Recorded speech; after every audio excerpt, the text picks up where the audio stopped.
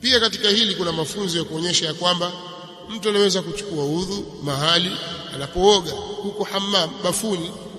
Kuna mwingine anakuambia maji yapo tayari, katoka unaudhu, sijachukua udhu, nimeoga tu au nimekidhi haja, tunataka kuchukua udhu msikitini. Ni huku chooni. Chooni kaingia nani bwana? Sio mwingia mwenyewe bwana. Kwa kuna watu hawezi kuchukua udhu, utachukua udhu chooni. Mtume swalla salam alikuwa akiingia huko anamaliza kila kitu. Unafahamu? Ikiwa yafaa kujitaharisha janaba, ukatoka umetaharika, vipi udhu? Hakikisha tu sehemu unayooga, sehemu unayotawadha au unayosafisha iko safi.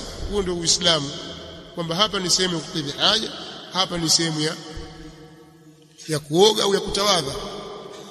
Isiwe kwamba kila mahali katika choo chako wewe kuna najisi kama mlevi, mara kuja kwenye ukuta, mara sio jipangusa kwenye ukuta, mara hivi, kila mahali choo kizima chanuka. Uislamu haujafundisha namna hiyo, si katika mafunzo ya Uislamu. Kwa hiyo hakuja katazwa kutawadha huko chooni, yani mahali ambapo wewe utaoga. Ikiwa waweza kuoga janaba huko ukatoka tahara, basi udhu mimbabi aula.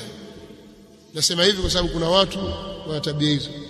Kishaingia chooni katoka, nitakwenda kuchukua udhu msikitini, hajamaliza maji ya msikitini. Ukija kutoka nyumbani uje na udhu wako kamili.